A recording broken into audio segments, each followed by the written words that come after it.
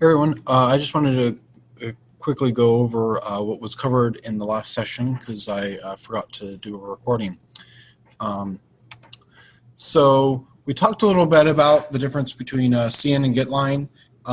Essentially, the important thing was that CN is going to only grab things that match the data type of interest, and that if for some reason it consumes something that isn't the right data type, you're going to mess things up. That's when you have to have that the CN fail, and then you have to clear it out and whatnot to essentially clear out the buffer. Think of CN like a stream or a buffer where people put things in. That's people typing things on the keyboard, and then CN is being used to extract one thing from that stream, the river, whatever, at a time.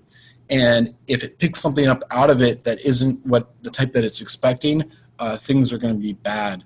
But one of the nice things about CN is that if you're guaranteed input, then you can essentially put a ton of CNs in with the exact data type, and you don't need to do any kind of conversions or any kind of wild things to be able to use whatever the user had just typed in. And it does everything based on spaces, as opposed to getLine, where getLine gets everything that the user typed in until they hit enter, everything before they hit enter, and it stores all of that in a string. So essentially, if there were a ton of numbers in there, you would have to chop it up and then take out all of those individual numbers and then do something with it. And then if you just keep calling getlines, then you're fine. But if you mix getlines and CNs, getLine doesn't consume that enter key, that new line character that's in the stream. And so if you do a getLine followed by a CN, you need to do the getLine the CN white space syntax to clear out that extra new line or that space character, and then you can use CN normally again.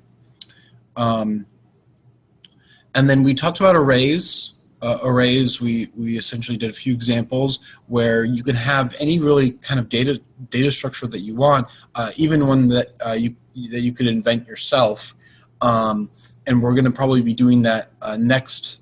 In the next session is making an array of our own type, as opposed to just using like an array of integers, or array of doubles or floats or whatnot. That would be an array of whatevers.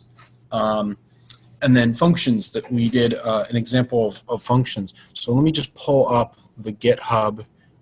So what I try to do is whenever we do examples, I try to copy everything down, and then I post it on GitHub.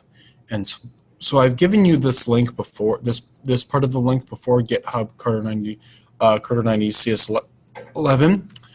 So if we just started there, let me explain this layout a little bit for you.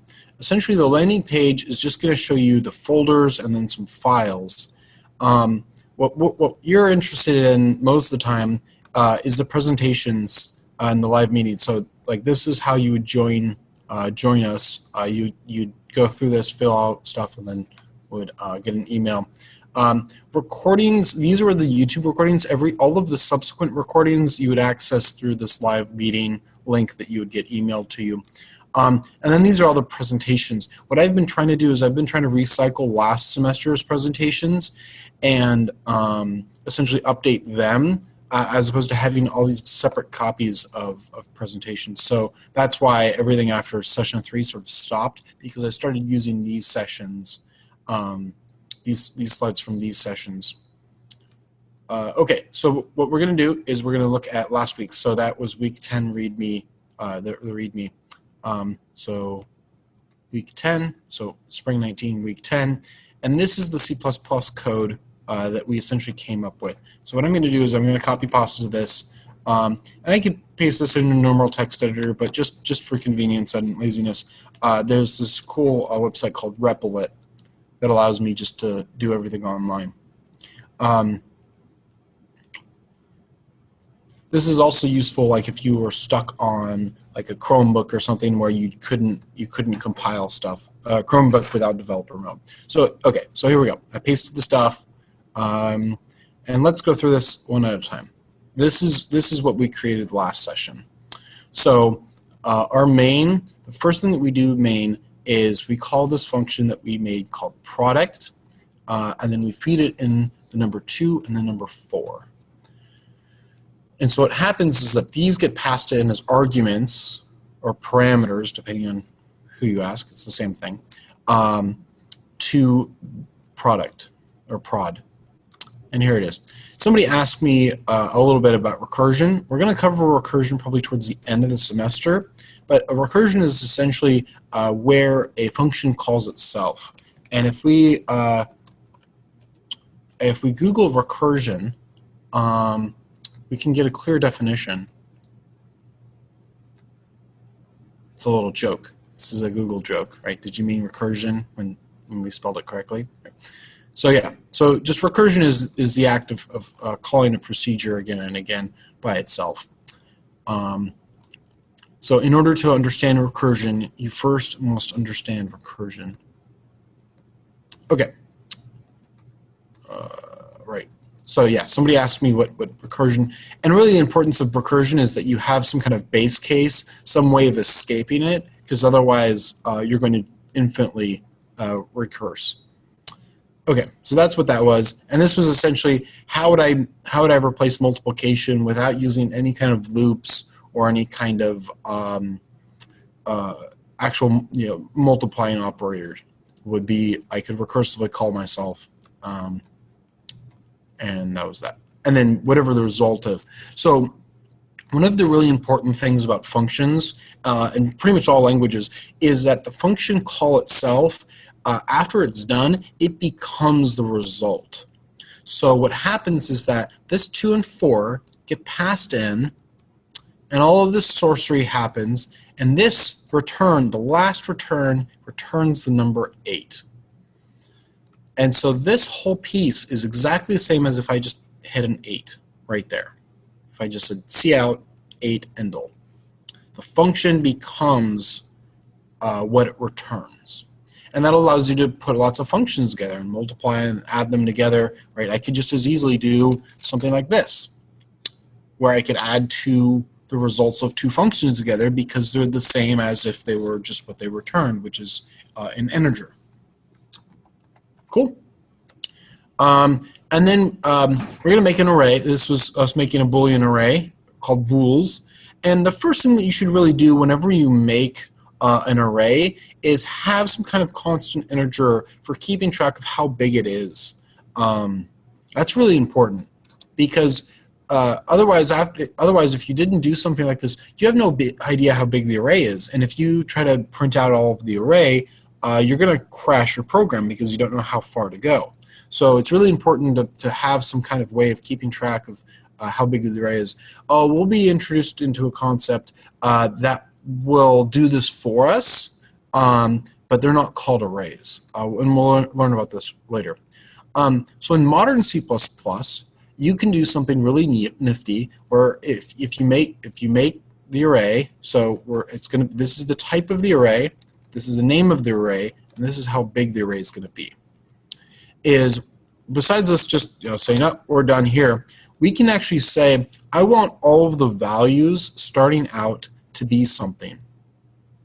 And this can work for any kind of array, if it's an integer or whatnot, but this is a Boolean array. So with Booleans, we only have true and falses. So what I'm doing here is I'm saying, hey, for everything inside of this array, I want it to set to false. This is the new version of C++ allows us, new relative to, made in the last 9 years. If you're running an older version of C++, then this probably looks more familiar down here, this for loop. This for loop essentially does exactly the same thing.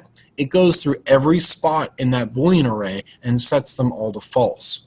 So for the size, right, we start at this position 0 and we keep going until we hit the size, set everybody to false. And then we can also manually set each spot to true or false, just like this. This is the syntax to do that. So the name of the array, square brackets, and inside the square brackets is the index, the location that we want to interact with, and then we're going to assign over the top of it the value false. Hopefully, it's already false at this point. But you could just as easily write true. Now, when we print out the contents of this array, we're going to see that everybody is false except for the first one, which is true. And so as I was saying, up here, this is a Boolean array, so we can only set true or false. But here's a string array. And so notice here, I made it size 200, but we don't have any way of keeping track of it. So we can't depend on the behavior of a program to be stable. If I, for example, right here, did this program should crash. And we'll go into this later. Well, let's just keep it at 5. So this is essentially a partially filled array. Sorry, let me split this up.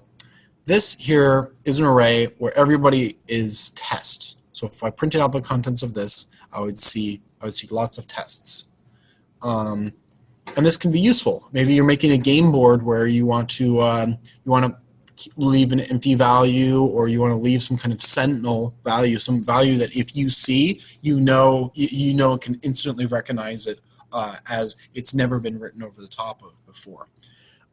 So this is making an array called SZ of size 200, and it's setting everybody to test. Cool. Okay, so then this next thing. This is another form of syntax that you can do as well, is if you're going to have an array and you already know every value that array is going to hold for its entire lifetime, you can do something like this. So I have an int array called nums, and notice that here I don't have the size in here, because what it does is it looks at how many things are here, and it's able to then fill in this spot. And notice that this syntax looks very similar to the syntax above. This is recognized because it has the size and because there's only one thing, and this is the default value. Versus this, there's no size here, and there's multiple values here. So if I did something like int meh square bracket, or it's an int 4, this would be using the same thing as below. It's saying I want an array of size 1, and I want it to have the number 4 in it. Versus if I did something like this, let's make it different. What this is going to do is this is going to make an array of size 6, and it's going to set everybody to 4. That's the default value.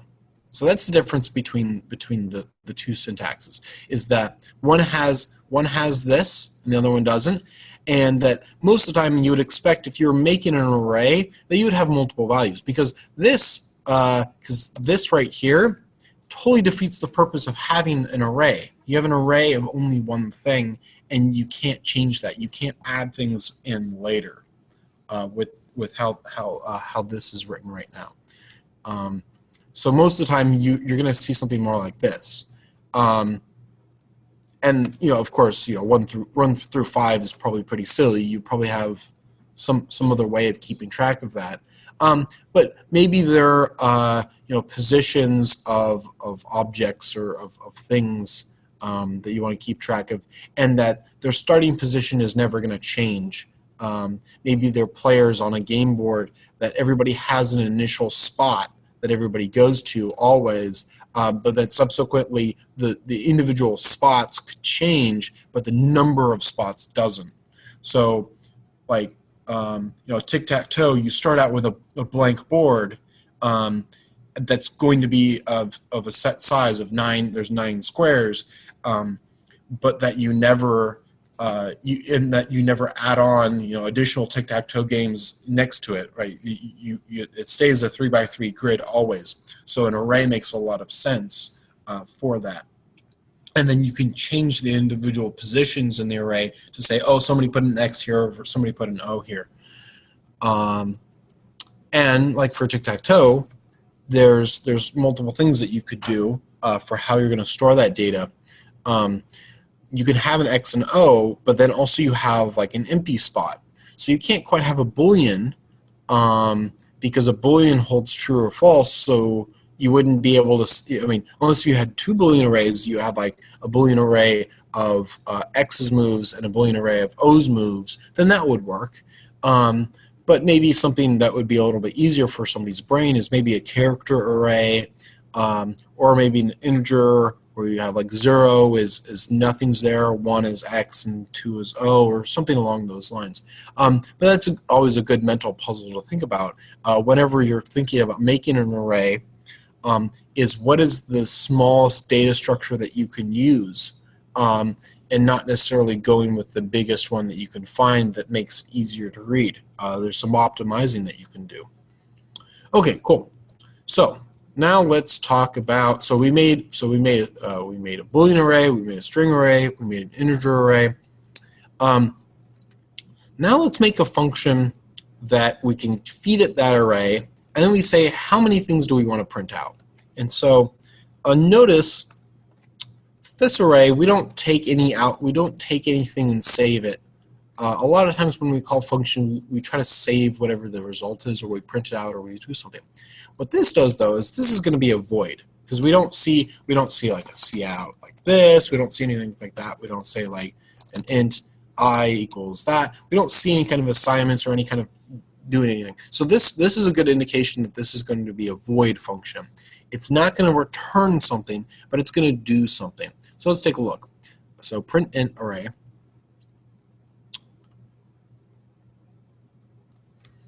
So to make it pretty, I added these curly braces.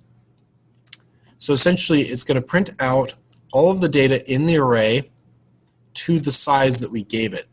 And so this is useful because maybe I only want to print out the first two things in the array, or the first something of them.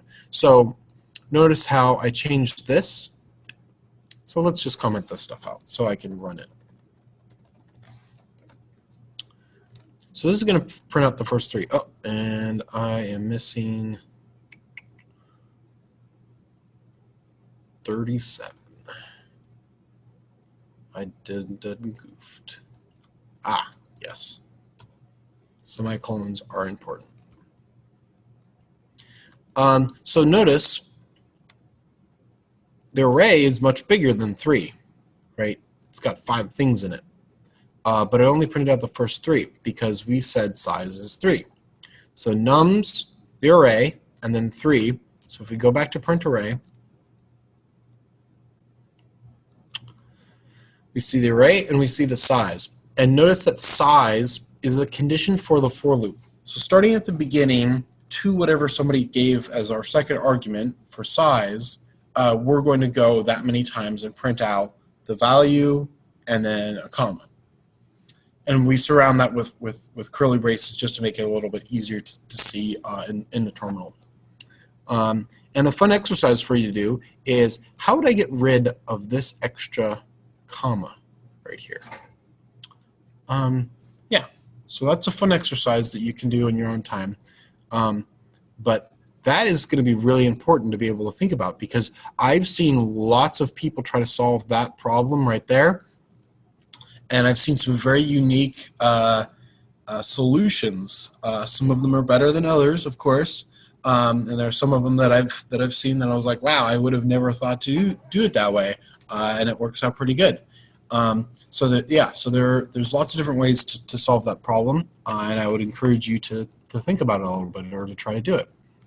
Okay, cool. So yeah, so there we go. So that's print array, print int array. So a lot of the printers or the setters or things like that they're going to be void, which means they don't give anything back of the type. And so let's just print out, right, this we should expect like bool's 0. So what do we know bool's 0 is going to be? Bool's 0 is going to be true. So we expect a true, and then we expect, what is this going to be? So what is every element of SZ going to store? Well, they're all going to store test. So we should be able to run it. Oh, let's print out that new line. Should be nice.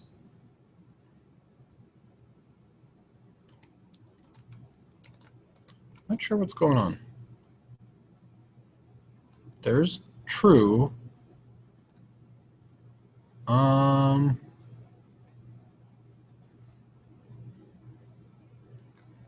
Not sure why I'm not getting the rest.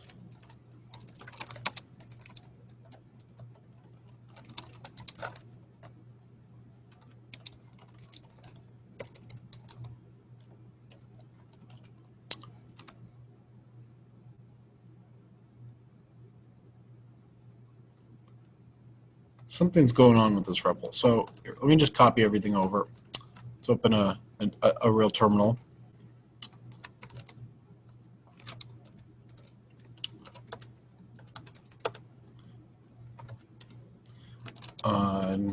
Week like 11-ish, or something like that.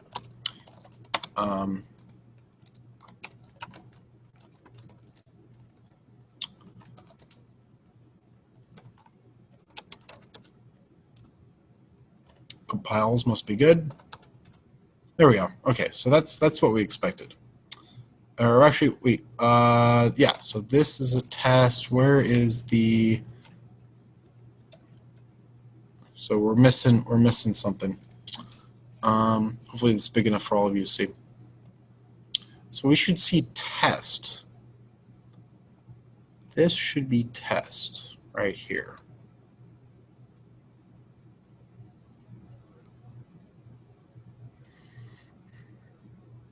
So we got the 1.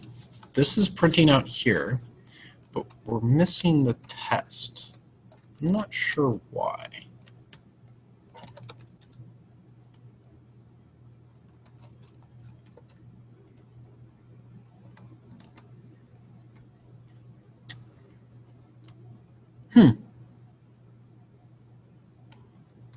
Strange.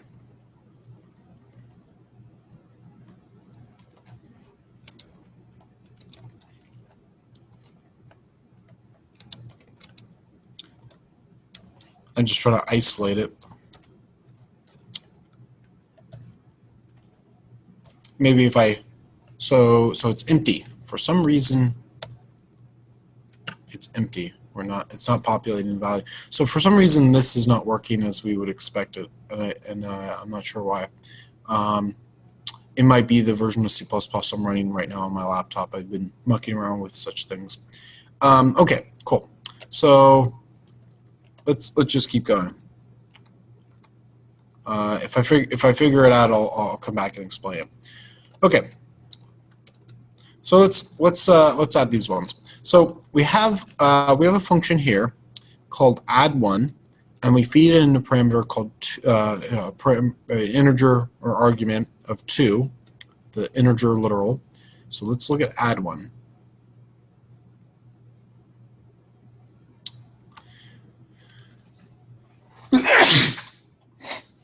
So essentially what's going to happen is we see at the front, this is the return type. Also, you see this block on top? That's really important.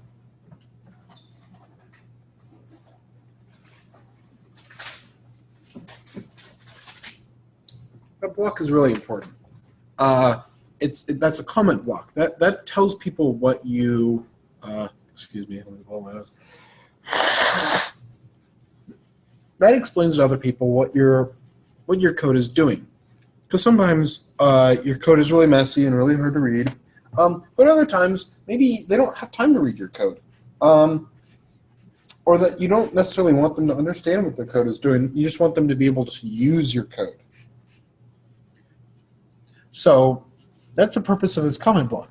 In this case, the comment block is much bigger than the code. And that's not necessarily a bad thing. Some of the best coders, their work, they comment a lot. They comment almost the same amount. And preferably, I like to see it when at least a third of the file is comments, where you're explaining what's going on. In the case of lots of these little one-liners, it's also really important because sometimes the one line can get really, really messy and really, really complicated. Also what happens is that there are things that can go through your programs and they essentially take this part out here. They take the function definition, the function prototype out, and they take the comment out, and they generate these nice web pages. You may have seen like Java string.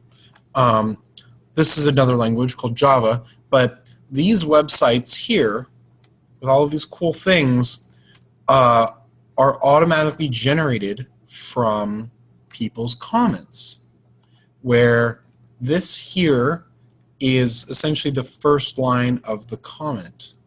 I can't click that because this is in the way. Okay, where right here, this name, this is the name, but I could also talk about stuff. That's going to be this piece here. This right here, or yeah, here, let's just look at concat. This piece here, right, this is the type. This is what it's going to return. This is the name and whatnot. And this is nice because it allows you to click into it, and then you can see all of the rest of the stuff. So there's the parameters, and there's returns. Well, if you look right back in my code, I have @params and @returns. This can be really cool because you can generate all these websites of, oh, here, this is how you use your program. This is how you use this code, without needing to see any of the inner workings of the code. So, add one. It takes an integer input that will have 1 added to it, and it returns whatever the input was plus 1. So this function, when it gets called, it becomes what it returns. So it essentially returns whatever its input is plus 1. So let's go back here. So what does this whole thing become? What does add 1 of 2 become? 3, right? This whole thing would be the same as if I just typed in 3. And so what prints out ultimately? Well, I would hope that it's 4. I would. Let's run it. There we go. There's our 4. Success. And so what's nifty is that I can do stuff like this. So what is this going to be? Right. This is going to be 3 plus 3. So I should get 6. I got 6. All right. Must be doing something right. So these here return of type integer. And I talked about voids. Voids are really good for printing. So here it's essentially the same kind of function, except instead it's a void and it does the printing out itself. It doesn't return any values. So here we should get 100. All right, and we got 100. So there you go. And these other ones were other examples. But yeah, essentially here's the actual code. We see out input plus 1. And it's going to be a void, so it doesn't return anything. So you never want to see somebody doing something with a void like int I equals a void. You don't want to see that. That's bad. That's really bad because it's never going to give you anything back. It's going to print stuff out. Cool, cool. Okay, so yeah, so that's what we did. Some of the stuff we did before. So that covered arrays, functions, and then the activity. So one of the activities that I had everyone do in the session was to make a program that could take input like this. And so what is the type of this first thing? Oh, and the user's always guaranteed to give valid input. So you're not going to get any kind of garbage or anything from the user because this is a nice user who's well educated on how your program works and they don't want to break it. So the type here, what is the type here? It's a float, or we should probably use a double. And then this here, right, there's a space. Right, there's lots of ways that we could consume this whole thing. We could consume all of this with a get line, which would give us all of this as a string, but then we would have to chop it up, and that's a pain in the neck. So if we're guaranteed from the user that would be given valid input, we can heavily take advantage of that, and we can just have tons of CNs one after another, because we know that we're always going to get things in 3, and that the first one's going to be a double, and the second one, there's a few different types that you could do. You could do it as a string, but strings are pretty big, and also it's only one thing, so probably a char is probably what you want to use. So you have a double, you have a char, and then you have an integer. But let's consume everything as an integer. I mean, sorry, as a double. So this 9 we're going to promote to being a double, just so that we can do a lot more. And so then you're going to call these functions based on what the user typed in. So if they did a plus, you're going to call add with the 2.1 and the 9 as the parameters to that, so, or arguments. And after it's done adding them together, it's going to return it as a double. And then maybe you print it out in main. And that your condition for the program to exit is going to be this. And so you have to figure out how do you check for this first before you call add or whatnot. Or maybe you call add and then just throw away the results. Cool. Yeah, so the people that were here did this, and they were good. If you want to do it on your own time, yeah, go for it. And then you can, if you have any questions, feel free to email me. If you want my comments or whatnot, also you can email me. Cool. So I'm going to move on. So yeah, so we talked about CN versus getLine. We did some array examples, we did some function examples, and we went over the calculator activity. Yeah, so that was the session. Feel free to email me if you have any questions.